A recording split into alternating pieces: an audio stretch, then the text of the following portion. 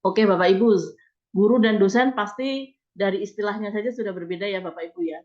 Guru dan dosen memang sama-sama pendidik profesional. Jadi guru dan dosen pendidik profesional, hanya yang membedakan adalah kalau dosen ada tambahan sebagai ilmuwan, ya sebagai ilmuwan. Kalau guru tidak diwajibkan melakukan penelitian karena guru ini bukan ilmuwan ya, tetapi dia seorang pendidik profesional. Kemudian, kalau guru di sini adalah mendidik, membimbing, mengarahkan, melatih sampai dengan memberikan nilai dan mengevaluasi, hasil pembelajaran. Tetapi kalau dosen ini mentransformasi, kemudian mengembangkan dan menyebarkan, iptek dan seni. Nah ini sangat menarik, jadi tidak hanya mendidik, membimbing, sampai mengevaluasi, tapi harus mampu mentransformasi dan mengembangkan, serta menyebarkan, iptek dan seni ya, Bapak Ibu semua ya. Nah ini pada kalau yang untuk guru memang, pendidikannya jalur usia dini, pendidikan formal, dasar, dan menengah ya. Kalau untuk dosen memang ada satu tambahan atau, apa namanya, ada pendidikan, tidak hanya pendidikan saja, tetapi ada tambahannya lagi, melakukan penelitian dan pengabdian kepada masyarakat. Nah, kemudian, nah ini untuk beban kerja dosen, sebenarnya kemarin sudah berapa kali kita sosialisasi bahwa beban kerja dosen ini sekurang-kurangnya adalah 12 SKS dan sebanyak-banyaknya adalah 16 SKS. Ini dihitungnya dari mana Bapak Ibu mungkin masih bingung selama ini ngitungnya dari mana ya gitu ya. Jadi 12 SKS ini tidak hanya komponen mengajar saja, tetapi sudah include dengan penelitian dan pengabdian masyarakat serta penunjang. Nah, nanti apa sih yang masuk ke dalam pendidikan dan pengajaran, kemudian nanti apa yang bisa dimasukkan ke penunjang nih yang sedikit Bapak Ibu kadang-kadang suka masih apa namanya pemahamannya ya. Kalau penelitian pengabdian sih sudah jelas. Nah, kemudian nah ini Bapak Ibu sebenarnya yang menjadi konsen hari ini adalah pengembangan karir dosen. Nah, pengembangan karir dosen ini kalau bisa kita lalui step by step ya Bapak Ibu ya. Step by step yang harus kita lalui. Nah, kebetulan yang hadir di sini 24 dosen yang kita undang ini belum sampai ke tahapan pertama ini belum ini, ya. Tahapan pertama saja belum. Nah, harusnya bagaimana? Nah, kalau Bapak Ibu, tahapannya adalah sebelum asisten ahli, jadi TP, kita kenal dengan nama TP. TP itu tenaga pengajar ya, bukan tentara pelajar, apa namanya, tenaga pengajar. Nah, tenaga pengajar nanti apa sih yang membedakan sebenarnya kenapa harus ngurus, jabatan fungsional dosen ini? Kenapa harus diurus, kenapa harus ada, dan apa nanti manfaatnya gitu ya. Nah, yang jelas adalah yang pertama, kalau Bapak Ibu tenaga pengajar nanti naik ke atas lagi, asisten ahli, kemudian naik lagi ke lektor. Nah, kalau asisten ahli tadi kumnya harus 150. Nah, nanti bagaimana mencari minimal kum 150? Nanti kita akan banyak diskusi di sini. Nah, kemudian lektor. Nah, lektor itu memang ada lektor 200 dan ada lektor 300. Kemudian nanti ini juga ada apa namanya golongan ya Bapak Ibu ya. Kalau sudah memperoleh jabatan fungsional dosen ini ada golongannya. Golongannya mulai dari kalau yang asisten ahli itu belum apa namanya 3B golongannya. Kemudian kalau lektor 200 ini golongannya maksimal 3C. Kemudian kalau 300 kumnya adalah golongannya sampai maksimal 3D ya. Nah, ini step-stepnya ini harus dilalui Bapak Ibu semua nih.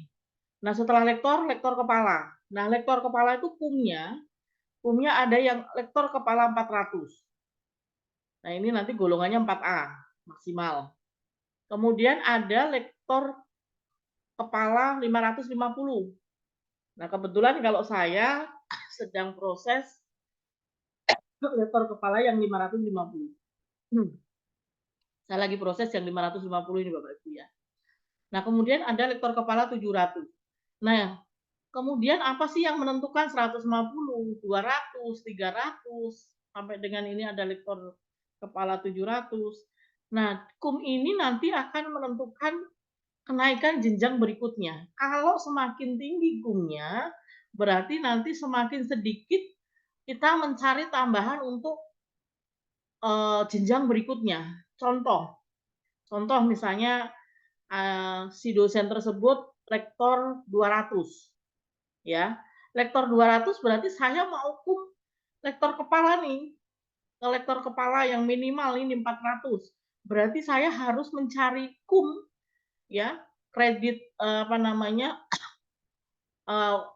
Nilainya harus 400 dikurangi 200 ya. Jadi nyari 200 lagi. Nah, kemudian kalau yang 300 mau ke 400 berarti kurangnya hanya 200 dong, lebih ringan gitu ya. Nah, seperti itu. Jadi ini nilai-nilai ini nanti akan menentukan pertama menentukan golongan ya, golongan. Jadi kalau saya 200 saya tidak bisa 3D. Tapi kalau saya lektor 300 maka saya bisa golongannya 3D. Nah, kemudian lektor kepala ini juga sama. Ke apa namanya? Golongannya maksimal 3C ya. Nah, kalau untuk guru besar dari lektor kepala ke guru besar. Nah, ini asisten ahli, lektor, lektor kepala, guru besar. Kalau guru besar itu ada yang guru besar 850, guru besarnya, kumnya ya. Ada yang guru besar dengan kum 1050. Nah, nanti untuk menentukan apa? Menentukan golongan. Nah, ini golongannya. Nah, golongan ini fungsinya untuk apa sih, Bu? Mungkin ada yang pertanyaan begitu. Kita kan bukan PNS gitu ya. Kenapa harus pakai golongan? Nah, ini juga nanti akan bermanfaat untuk sertifikasi dosen. Sertifikasi dosen, tunjangan sertifikasi dosen akan diberikan sesuai dengan golongan. Kalau golongannya 3C ya nanti tunjangannya adalah sebesar 3C. Kalau dia 4E ya berarti nanti tunjangannya sebesar 4E ya dari pemerintah yang sudah sertifikasi dosen. Nah, kemudian kalau misalnya saya sudah punya asisten ahli, lektor dan seterusnya, ini kira-kira dari asisten ahli ke lektor, dari lektor ke lektor kepala, dari lektor kepala ke guru besar, kira-kira selisihnya berapa tahun? Nah, jadi kalau apa namanya? Secara idealnya, secara aturan ya, dosen yang sudah mengajar selama 2 semester.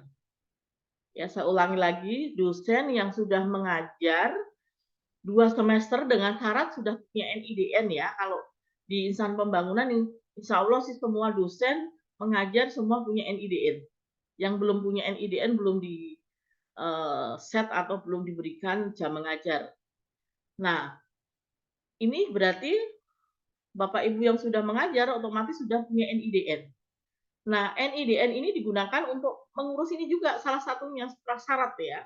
Kalau belum punya NIDN belum bisa. Tidak bisa mengurus jenjang-jenjang dari kepangkatan dosen ini.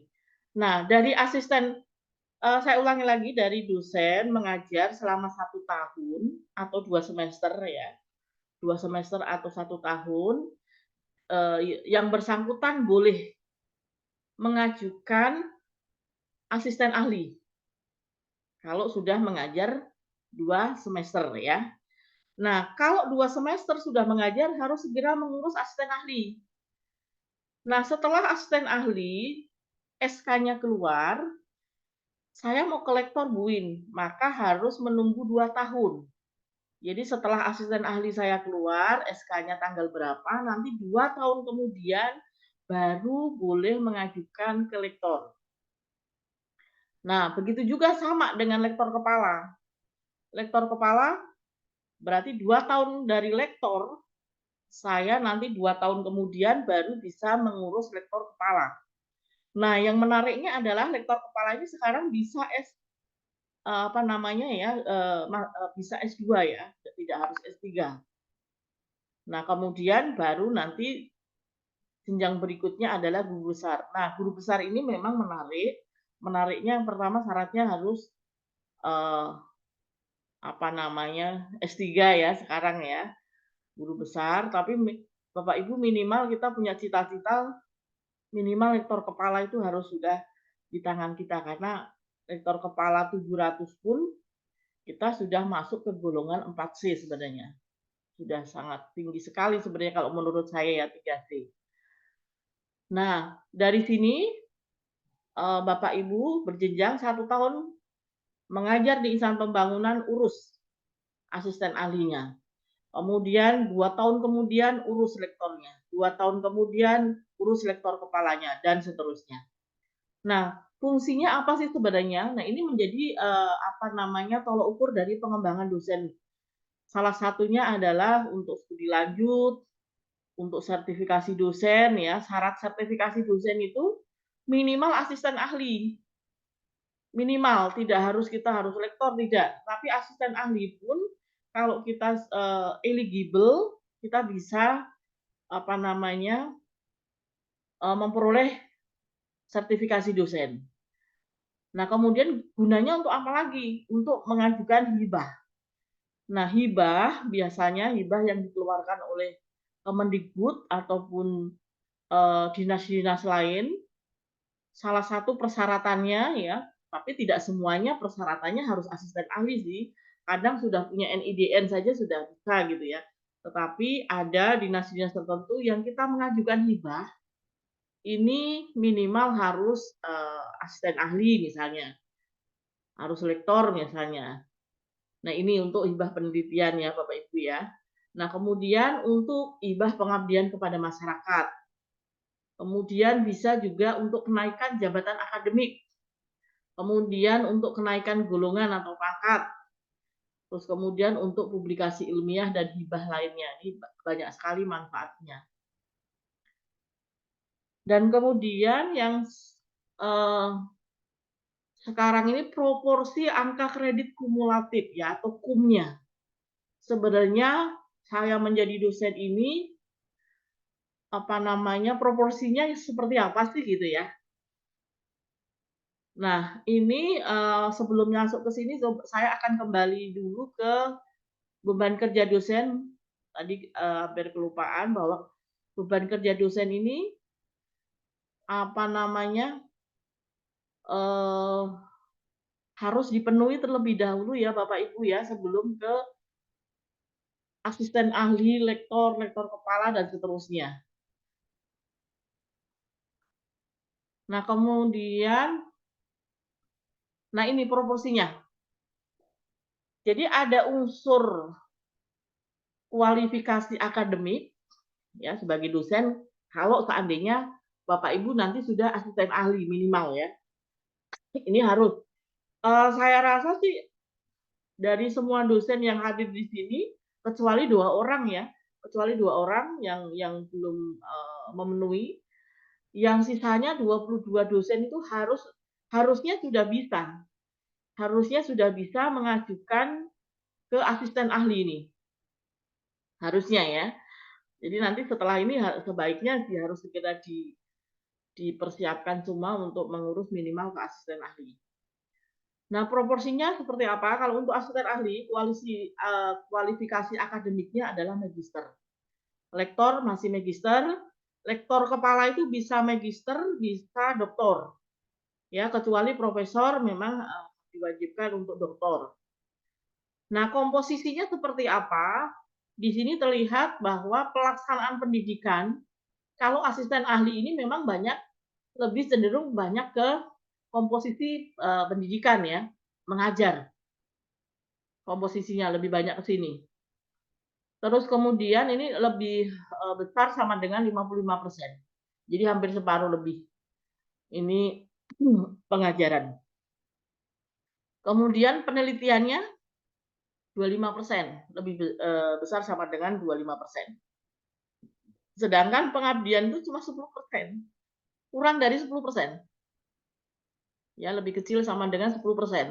Sedangkan unsur penunjangnya juga tidak nyampe 10%, lebih kecil dari 10% ya. Jadi lebih banyak kalau untuk asisten ahli memang ke pengajaran.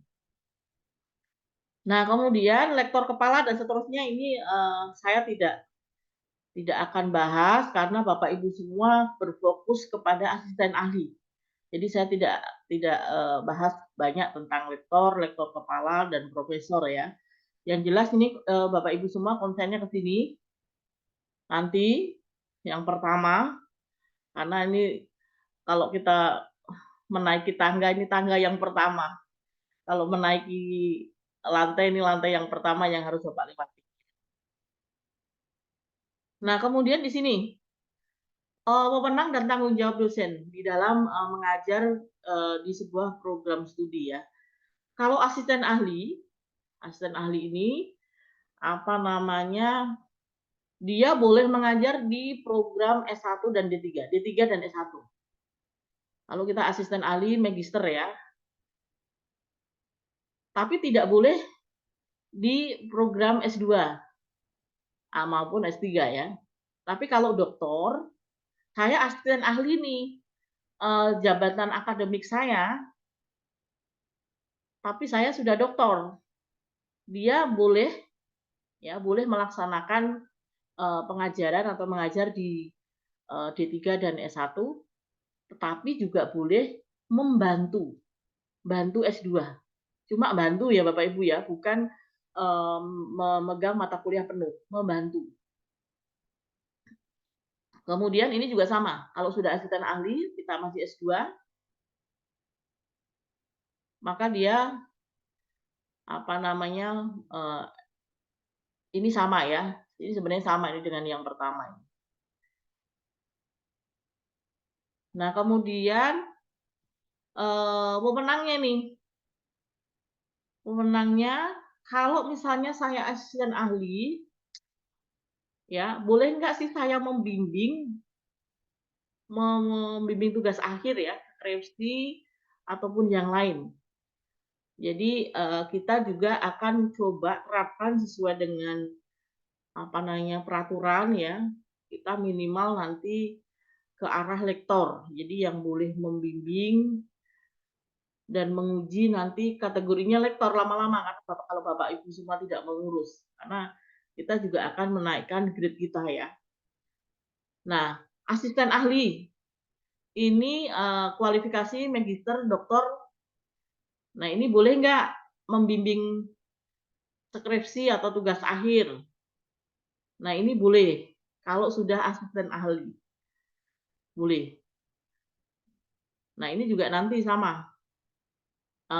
Kalau belum punya jabatan akademik asisten ahli, ya mohon maaf nanti Bapak Ibu tidak membimbing dulu ya, tidak membimbing mahasiswa dulu sebelum Bapak Ibu semua memiliki jabatan akademik minimal asisten ahli.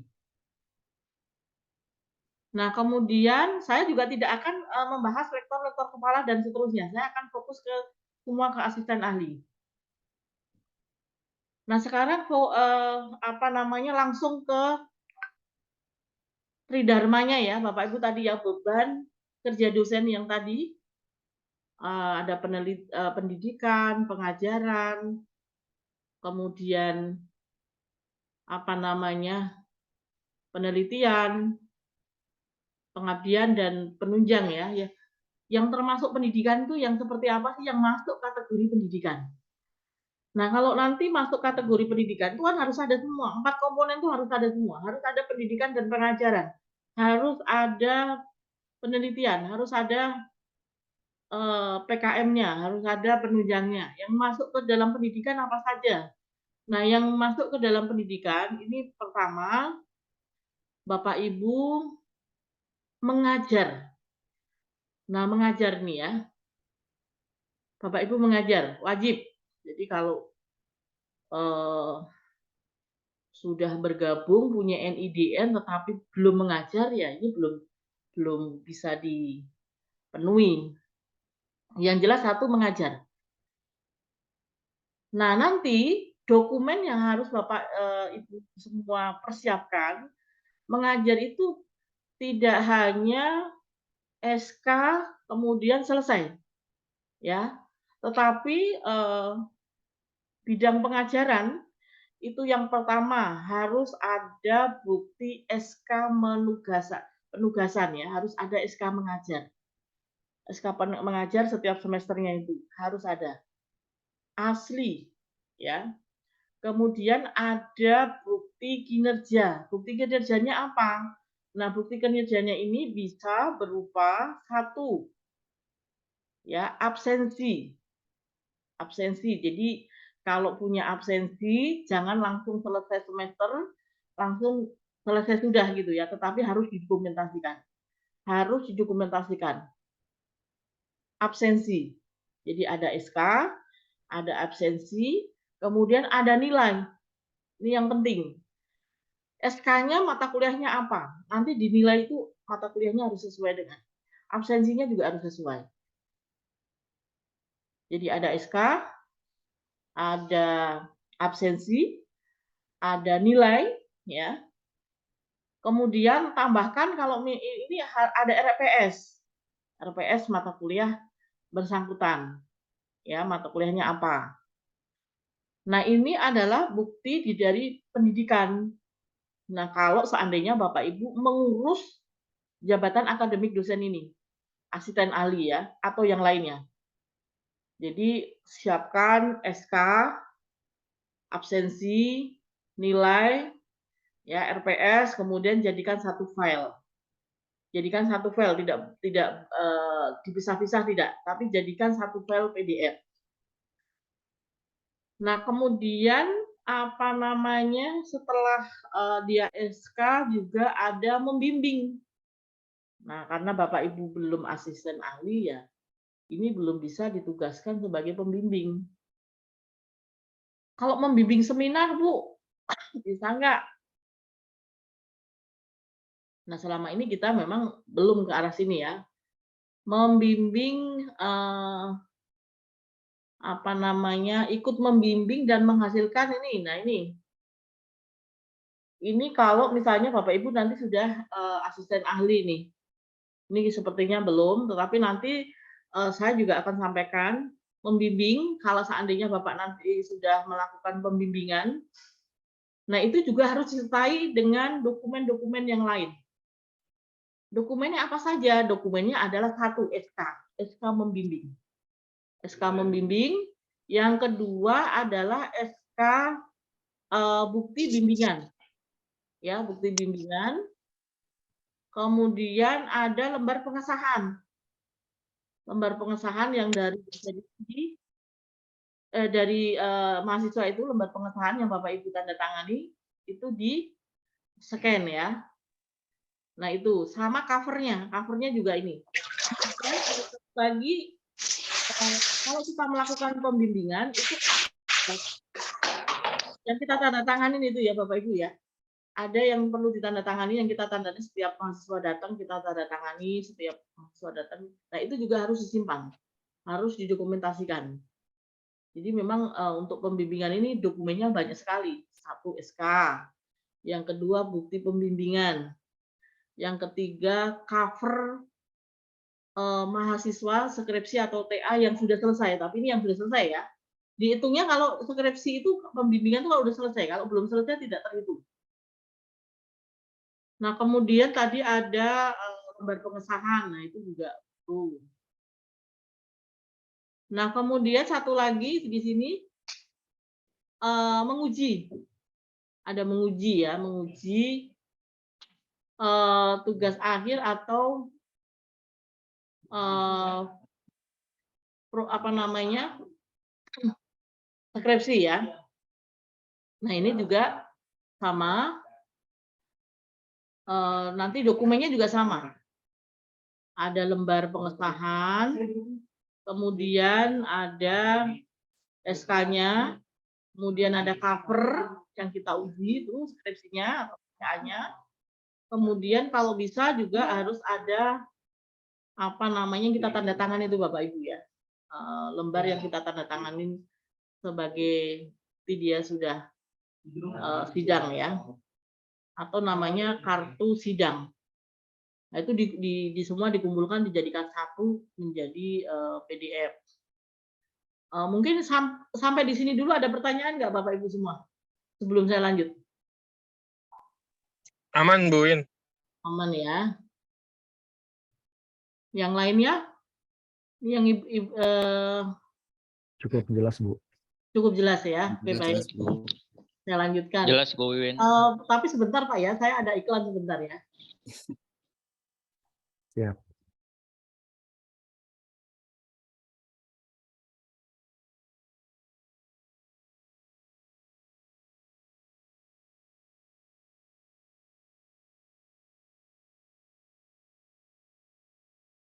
Oke, baik Bapak Ibu, kalau tidak ada pertanyaan saya lanjutkan ya. Saya lanjutkan.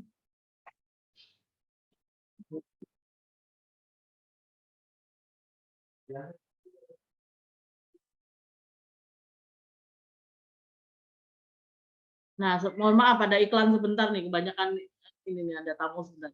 Nah, kemudian ini juga sama. Di pendidikan itu bisa kalau misalnya nanti apa namanya Bapak Ibu punya jabatan struktural ini juga bisa dimasukkan ya. Tapi ini tidak wajib, tidak harus. Yang penting di dalam pendidikan dan pengajaran ini adalah satu mengajar. Ya, pengajaran. Bapak Ibu mengajar mata kuliah. Yang kedua ya tidak harus membimbing, tidak harus menguji, tidak. Yang penting mengajar. Kemudian yang kedua Bapak Ibu punya modul atau bahan ajar ya, itu wajib. Nah ini juga masih ini ya. Nah itu yang poin pertama pendidikan dan pengajaran yang harus Bapak kejar adalah tadi dokumen-dokumen Bapak Ibu mengajar ya, dokumennya semua harus lengkap, kemudian jadikan satu file, kemudian PDF-kan. Kemudian yang kedua adalah modul mata kuliah. Jadi modul mata kuliah penyusunannya tidak apa namanya, dan bentuknya sih sebenarnya bebas. Pakai Word juga monggo, pakai PPT juga monggo, tetapi harus ada format. Yang pertama cover, yang kedua harus ada kata pengantar, ketiga adalah daftar isi, ya. Kemudian nanti isinya, kemudian yang terakhir harus ada referensi atau daftar pustaka. Nah ini syarat kalau itu menjadi modul ya. Nah kemarin beberapa dosen-dosen yang sudah mengajukan jabatan akademik dosen, ini dia bisa pakai PPT sebenarnya. Ternyata tidak ditolak. Jadi karena tidak ditolak berarti ya kita nggak apa-apa. Nah, bahan ajar kita PPT, kita tambahkan ada covernya, kita tambahkan kata pengantar, kita tambahkan daftar isi, kita tambahkan referensi gitu ya. Nah ini sudah masuk ke dalam satu poin pendidikan dan pengajaran. Nah kemudian yang kedua, beban yang kita harus lakukan, kewajiban kita adalah penelitian. Nah, penelitian ini wajib menjadi penulis pertama seandainya Bapak Ibu akan mengajukan ke asisten ahli ini minimal 1. Jadi ada penelitian 1 yang dipublikasi ya sebagai penulis pertama. Menghasilkan karya ilmiah ya 1 kalau untuk asisten ahli. Jadi tidak terlalu nggak usah banyak-banyak. 1 pun sudah diterima. Ya, kalau mau aman ya 2 boleh, tapi harus ada salah satu yang menjadi penulis pertama. Ya. menghasilkan, boleh nih book chapter juga boleh ya, apa namanya, buku untuk referensi, monograf, nah ini juga boleh, ini bukunya lumayan tinggi kalau buku referensi. Nah ini juga kalau misalnya, publikasi pada jurnal internasional. Nah ini yang banyak kasus Bapak Ibu semua yang perlu kita pahami bahwa kalau di dalam publikasi terutama yang jurnal internasional ya, ini harus diperhatikan benar-benar apakah jurnal ini memang jurnal yang bereputasi atau tidak, jurnal yang punya track record yang baik atau tidak. Kenapa? Karena banyak kemarin beberapa dosen banyak banget penelitiannya. Penelitiannya ratusan, tapi dinilai hanya sekian. Kenapa? Karena ternyata jurnalnya banyak yang kurang bagus, ya, kualitasnya kurang bagus jurnalnya. Terus kemudian, juga diperhatikan, jurnal harus bisa ditelusuri, harus ada linknya, harus ada apa namanya, eee, apa namanya, linknya ya, harus harus ada itu. Terus kalau Bapak Ibu semua meng-submit jurnal, sebaiknya, apa namanya, korespondensi ya, itu didokumentasikan. Oh ternyata pertama submit, yang kedua, dapat balasan di review, nah, kita kirim lagi, kemudian di-review lagi, kemudian di-accepted, kemudian ini. Nah ini track record-nya ada, itu didokumentasikan dijadikan satu. Nah kemudian yang, selanjutnya ini kriteria. Kalau jurnal yang kita gunakan untuk, pengurusan JAD ini, kemarin ada yang bertanya, "Bu Win, kalau jurnal yang ada di kampus, saya mau ngurus asisten ahli." Kebetulan di kampus ini kan juga banyak jurnal ya, jurnal ada 3 jurnal, kemudian malah 4 jurnal sekarang. Itu bisa atau tidak digunakan untuk pengurusan ini? Saya jawab bisa, silahkan. Silahkan daripada pusing-pusing nyari jurnal tempat lain, jurnal sendiri aja. Kalau untuk asisten ahli itu tidak ada persyaratan apa-apa, jurnal aja. Yang penting jurnal itu ada ISBN-nya, ya, ada izinnya, ada dewan redaksinya, kemudian, alamatnya jurnal ada secara daring, ada editornya, dan seterusnya. Di kita semua sudah ada, jadi silakan. Memang saat ini sedang proses akreditasi jurnal kita. Ya, di UNIPI sedang proses akreditasi jurnal, mudah-mudahan, tidak lama lagi jurnal kita ada yang sudah terakreditasi. Tapi kalaupun toh belum terakreditasi, untuk mengisi asisten ahli tadi, untuk pengajuan asisten ahli ini, silakan aja Bapak publish di jurnal kampus kita saja. Jadi supaya cepat, supaya, lebih apa namanya, eee, tidak menunggu lama ya. Nah, silakan boleh. Jadi tidak ada kriteria harus jurnal internasional, tidak. Tidak ada kriteria harus ini. Untuk asisten ahli itu paling gampang sekali. Nah, kemudian yang ini, kriteria jurnal internasional bereputasi. Nah, ini nanti kalau Bapak Ibu di, jurnal ini juga, bisa berkolaborasi ya Bapak Ibu semua ya. Bisa berkolaborasi dengan, dosen lain, dengan mahasiswa gitu ya, silakan. Yang penting, apa namanya, Bapak Ibu sebagai syarat untuk asisten ahli, sebagai penulis pertama.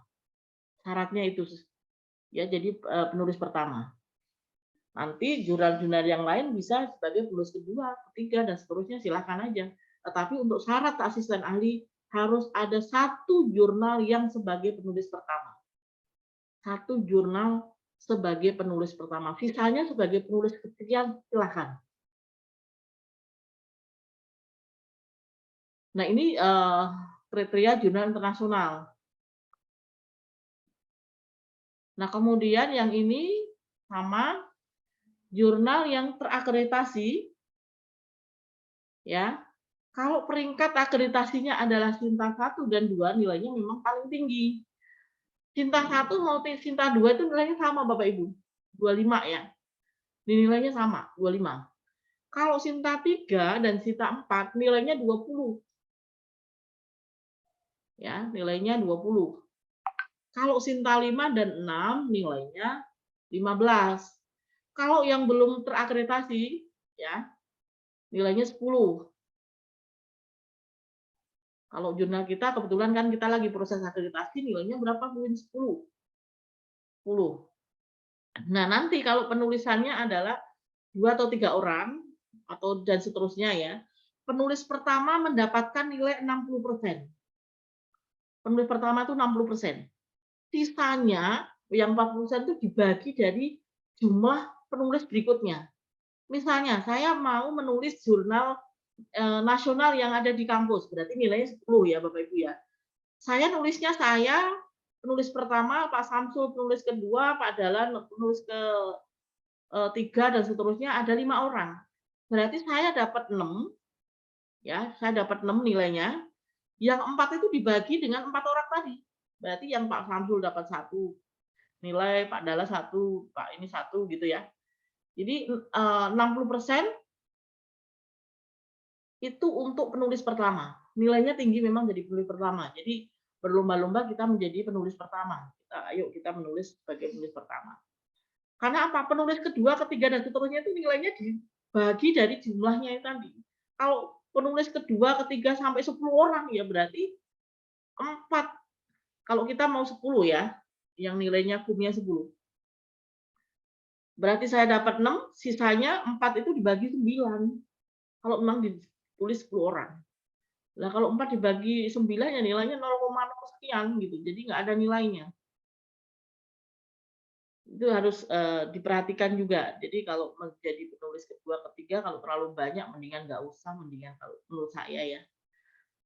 Tapi kalau hanya untuk kita pengen memperbanyak publikasi ya silahkan monggo. Tetapi kalau untuk jenjang akademik ini, pengurusan JAD ini upayakan penulisnya maksimal ya 4. Jangan terlalu banyak. Nah, kemudian ini kriteria jurnal nasional ini sudah di kita, ini kriterianya sudah memenuhi semua ya. Nah, kemudian menghasilkan karya ilmiah sesuai dengan bidang ilmu yang didiseminasikan pada seminar. Nah, ini kalau misalnya proceeding.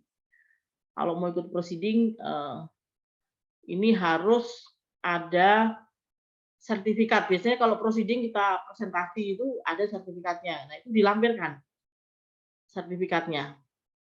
Termasuk proceeding nasional. Nah, itu juga ada sertifikatnya, lampirkan. Nah, ini nilainya. Kalau poster tingkat nasional cuma 5 nilainya. Poster ya dimuat pada proceeding internasional nilai cuma 10. Ya sama dengan kita membuat penelitian yang nasional tidak terakreditasi, sama-sama nilai 10. Nah, kemudian di sini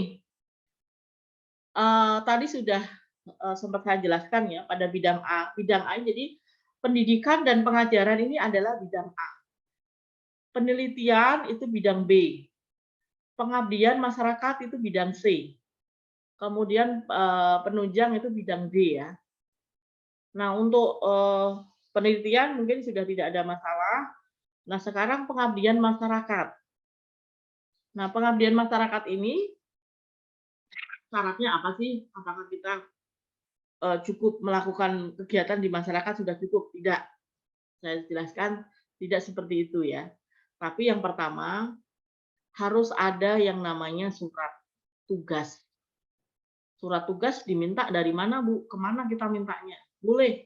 Misalnya, Bu, saya mau melakukan kegiatan PKM nih, saya minta surat tugas, ya silakan.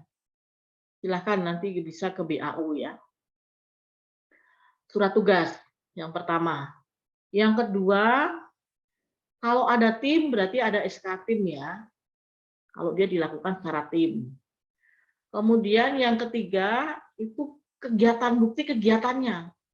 Bukti kegiatannya apa? Misalnya kita mau lagi penyuluhan ya, berarti buktinya adalah bahan penyuluhan itu kita dokumentasikan. Misalnya kita presentasi, ya berarti bahan PPT-nya itu kita dokumentasikan ya, kita simpan nanti dokumen itu. Kemudian selain itu foto. Nah, ini penting.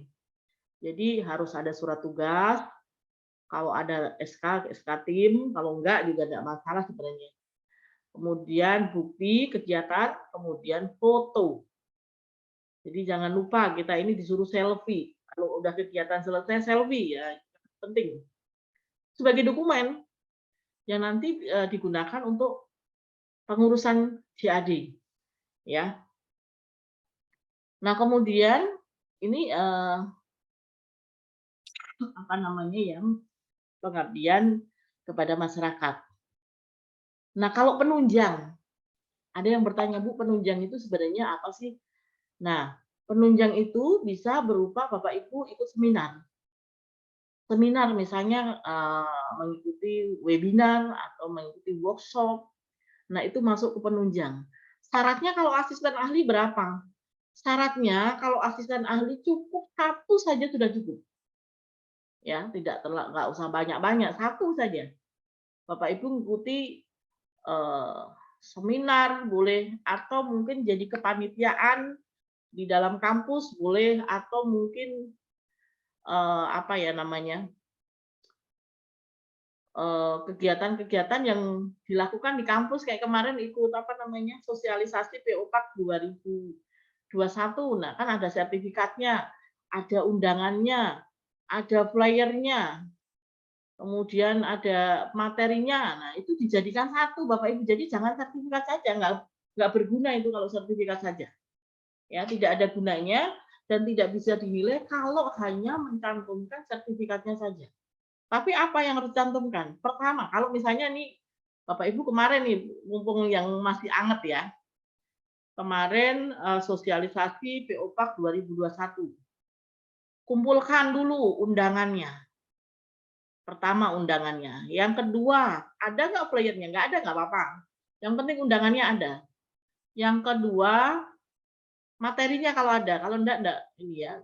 Kemudian yang ketiga, bukti Bapak Ibu itu ikut Zoom kemarin ya. Nah, buktinya mana fotonya Zoom? Nah, itu dikumpulkan. Kemudian sertifikatnya yang terakhir. Nah, ada undangan, ada sertifikatnya, ada bukti kita ikut Zoom-nya, ya. Itu dijadikan satu file PDF. Itu dapat nilai KUM 1. Dapat KUM 1 ini sudah sebagai salah satu syarat. Satu saja sudah bisa syaratnya. Ya, syaratnya sudah bisa satu tuh. Nah, Bapak Ibu kemarin ikut aja sebenarnya sudah memenuhi syarat itu. Tidak usah banyak-banyak. Kalau banyak-banyak ya bagus. Kalau banyak-banyak bagus. Berarti nanti nilainya bisa langsung terpenuhi semua gitu kan. Tapi kalau tidak bisa banyak, minimal satu. Ya Bapak Ibu ya, minimal satu. Nah, kemudian yang ini yang penting perlu kita ketahui juga ya. Nah, pelanggaran integritas akademik ini juga perlu kita perhatikan. Jurnal terutama. Nah, kemarin ada juga yang dosen publikasi jurnal, sudah publikasi di luar, kemudian dipublikasi di jurnal Insan Pembangunan. Nah, ini resikonya ini. Nggak boleh. Jadi publikasi itu hanya satu. Tidak boleh publikasi 2 kali. Nah, itu malah nanti terkena sanksi akademik ini ya. Pelanggaran itu. Akhirnya apa? Salah satu di-withdraw. Nggak boleh. Ya, plagiarisme itu juga nggak boleh. Ya, kemudian nah ini falsifikasi dan lain-lain. Nah, istilah-istilah ini yang harus kita juga pahami ya Bapak Ibu ya. Nah, kemudian yang ini juga pengecekannya, pengecekan untuk artikel ini bisa di Sinta, bisa Scopus. Nah, ini kita cek. Jadi nanti jurnal-jurnal atau publikasi-publikasi yang Bapak Ibu serahkan untuk pengajuan jabatan akademik dosen, itu nanti kita akan cek apakah jurnal yang Bapak Ibu serahkan itu ada di Sinta. Oh, nggak ada di Sinta. Oh ya sudah, cari di Scopus. Ada enggak? Iya. Nanti kita cek, ya. Kalau dia bilangnya ini jurnal Scopus, UIN kita akan cek apakah benar ini jurnal Scopus, terindeks Scopus. UIN ini jurnal terindeks Sinta 5, kita akan cek apakah benar dia akan terindeks Sinta 5. Nah, ini sebelum kita ajukan. Kita memang selektif sekali karena supaya kita tidak dibalikin gitu ya, berkas kita tidak dikembalikan. Nah, alhamdulillah memang selama ini berkas-berkas yang kita ajukan ini untuk yang asisten ahli jarang sekali dikembalikan. Jarang sekali karena memang dari kampus sendiri sudah eh, apa namanya selektif sekali ya. Ini kurang ini mohon ditambahkan, kurang ini mohon ditambahkan daripada nanti ditolak gitu ya. Nah, kemudian kalau ini sih, nah ini juga Bapak Ibu bisa manfaatkan karena ini juga bisa sebagai syarat untuk pengajuan JAD asisten ahli rektor ya. Bisa ini di jurnal-jurnal yang ada di kita. Kalau yang manajemen Jubisma, Jus IP, yang komputer Ipsikom, nah ini manfaatkan. Kalau terbitin di kita kan gratis, free, gratis. Apain nggak kita terbitkan? Ya.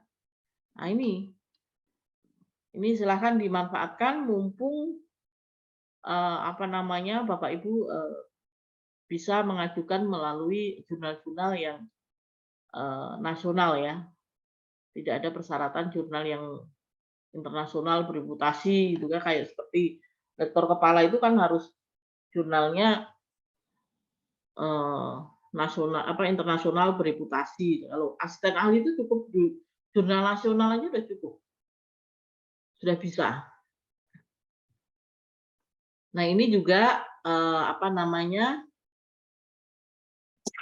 Ya, saya akan coba rangkum ya. Kiat sukses kenaikan jabatan akademik dosen. Memang kita harus punya target Bapak Ibu, capaian kita itu JAD yang kita capai itu pengennya mau sampai mana sih gitu loh. Ya. Kemudian ikuti dan laksanakan regulasi peraturan yang berlaku secara cerdas ya. Kemudian laksanakan tugas pokok dosen, tadi Tridharma, ya ada pengajaran, ada penelitian, pengabdian, ada penunjang itu semua dijalankan semua. Kemudian simpan yang rapi karena dokumen semua itu by dokumen nanti kita harus rapi. Dokumentasi kita harus rapi ya Bapak Ibu semua ya. Kemudian nanti apa namanya? Karena penelitian dan kegiatan lain itu tidak harus sendirian, jadi bisa kolaborasi dengan dosen-dosen lain, kolaborasi dengan mahasiswa, ya silakan saja. Selagi itu bisa dikolaborasikan, ya kenapa tidak, ya. Nah itu mungkin itu Bapak Ibu yang bisa saya sampaikan. Yang jelas adalah kalau dosen masih TP, TP itu tenaga pengajar, yaitu saya bilang itu belum dikatakan dosen. Itu pasnya asisten dosen ya. Nah, asisten dosen gitu kalau bilang. Makanya kalau belum mengurus asisten ahli ya jangan mengatakan saya dosen deh. Ya, saya tentara pelajar aja ya, apa namanya TP, tenaga pengajar. Kalau dosen ya minimal harus asisten ahli. Nah, ini Bapak Ibu saya kasih waktu untuk berdiskusi, kita banyak berdiskusi nanti kira-kira apa yang belum dipahami. Mumpung kita Bu Win, apa namanya ada waktu. Oke, silahkan dari siapa dulu nih? Bu, saya Bu. Bu kan kemarin saya pernah yang tesis saya kan jadiin jurnal terus Hmm, dipublikasi di insan pembangunan ya. Apakah itu bisa ya. menjadi salah satu syarat, Bu? Tesis saya publikasikan di jurnal Insan Pembangunan, ya. Kemudian apakah itu bisa dijadikan syarat sebagai publikasi di jabatan akademik dosen? Saya jawab langsung tidak bisa. Kenapa? Ya, kalau sebagai tambahan mungkin bisa. Kenapa tidak bisa? Karena Bapak NIDN-nya itu sesudah tesis apa sebelum tesis? Nah, pertanyaannya begitu aja. Ya, karena NIDN-nya ini kan setelah selesai S2 ya berarti itu tidak bisa masuk ya. Jadi harus setelah Bapak Ibu memproses NIDN, memperoleh NIDN. NIDN-nya kapan? Oh, tahun 2015. Saya lulusnya 2016 berarti ya enggak bisa ya. Jadi setelah menerima NIDN usahakan itu, karena apa, pengalaman kemarin itu hanya dijadikan sebagai tambahan, tetapi sebagai pokoknya dia tidak dihitung. Ya, tidak bisa. Jadi saya jawab tidak bisa saja ya. Ada Baik, lagi Bu. Pak Arif? Harus nulis satu lagi Pak, jangan pas ini, ya itu sih bagus nanti masuk ke Finta sebagai portofolio kita ya, tetapi tidak bisa digunakan untuk penilaian jabatan akademik dosen.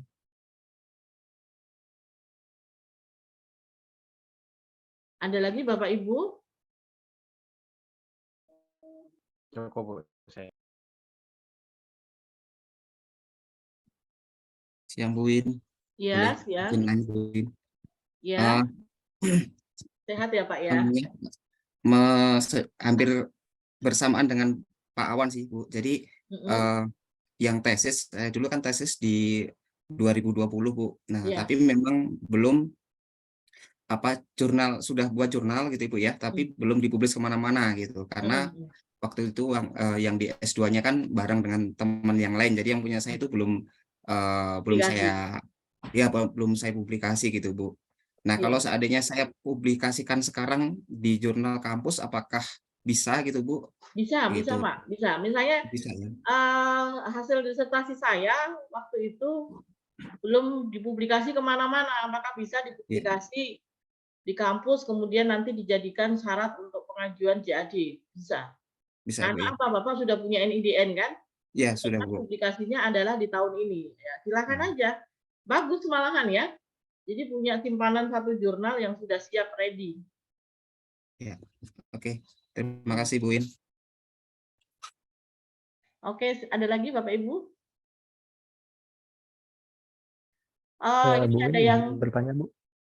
Oke, silakan Pak. Sebelum saya masuk ke chatnya ada yang Oke, silakan.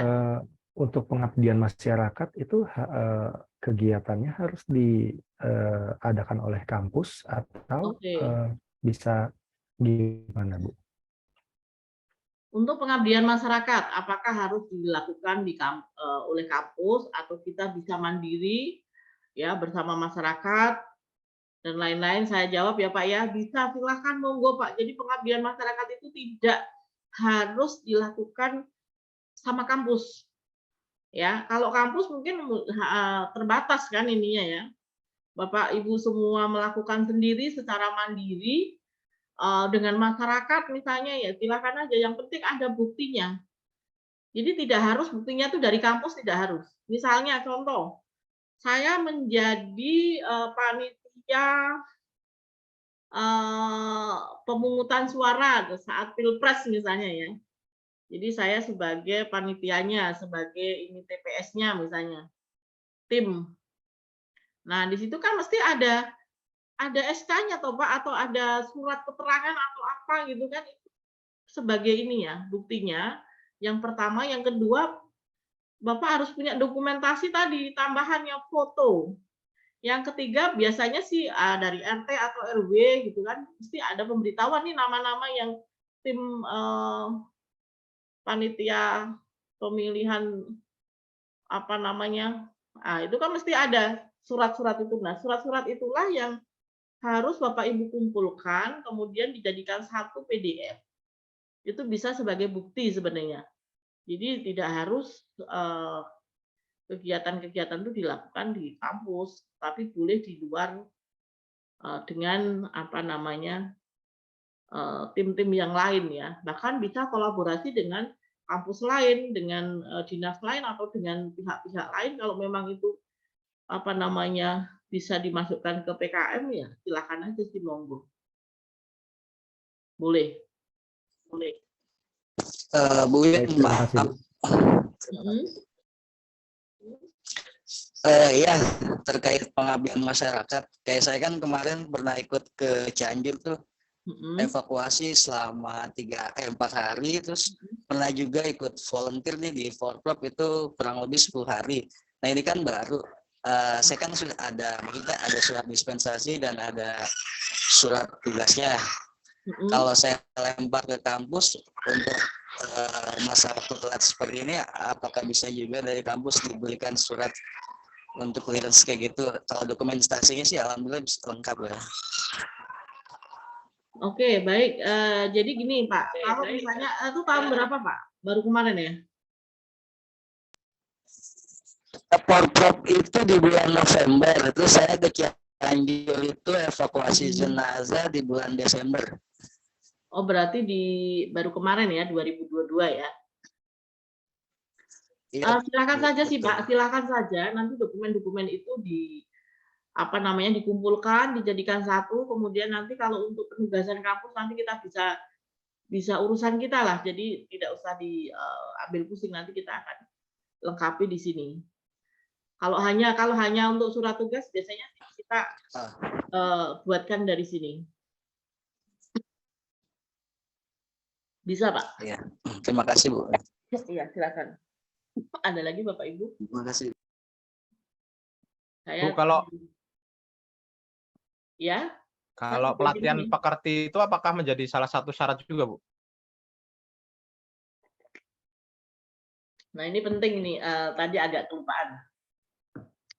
Kalau di asisten ahli memang sekarang syarat utama ya, itu juga harus ada pekerti.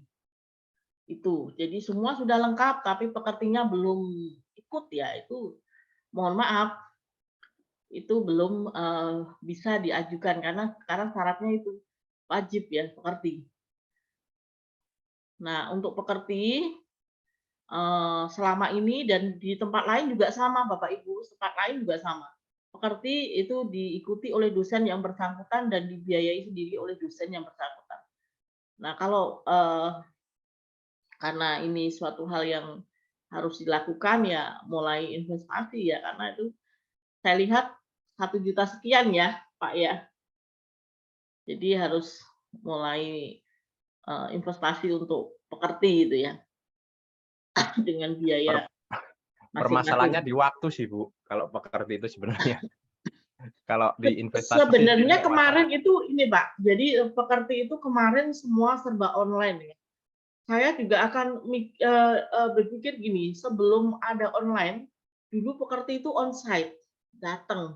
Nah, saya kembali berpikir lagi, apakah nanti sudah tidak online lagi, kemudian itu akan dilakukan wajib on-site ya? Saya kurang tahu ya, tetapi yang jelas itu harus ada. Ya, pekerti itu harus ada. Dan silakan Bapak Ibu sudah mempersiapkan. Karena ini membutuhkan biaya dan selama ini memang biaya ditanggung oleh masing-masing dosen dan di tempat lain pun juga sama. Sama Bapak Ibu, semua sama.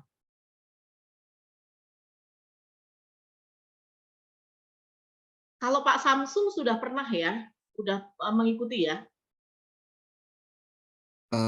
Iya Bu, kebetulan sudah Bu. Sudah ya, berarti aman. Ya, berarti aman ini tinggal Ya. dikumpulkan berkasnya langsung diserahkan, jangan lama-lama Pak. Ya. Kebetulan pas online juga Bu, pas Covid ya. Kemarin diajakin. Iya Bu. Jadi ya bisa disambi lah. Sebenarnya kemarin itu enak sekali loh. Kita sedang ada wabah Covid, semua dilakukan secara online, kebetulan kerja juga work from home gitu ya. Jadi enak sekali sebenarnya. Tapi ya terkadang tidak terpikirkan ke situ gitu. Oke, ada lagi ya, sekarang tadi ada yang nge-chat ya. Mohon maaf ada yang chat. Izin Bu, Andi mau tanya kalau saya masuk sebagai orang kedua tapi publikasi setelah saya NIDN apakah itu bisa? Kalau untuk persyaratan harus sebagai penulis pertama. Harus sebagai penulis pertama ya.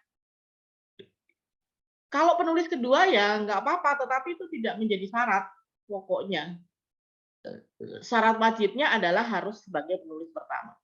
Tapi kalau hanya untuk tambahan, ya sebagai tambahan pun ya silahkan monggo. Pakai penulis kedua, ketiga enggak masalah. Tetapi kalau sebagai syarat itu harus sebagai penulis pertama. Minimal 1. Oke, ada lagi? Ada pertanyaan? Saya mau nanya. Oke, silakan.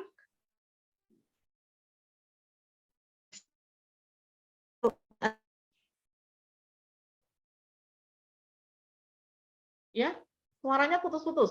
Lagi di Medan, masih di Medan ya?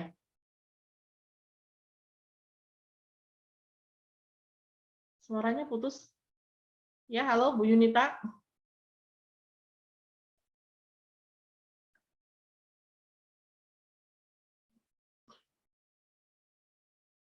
Suaranya putus. Oke.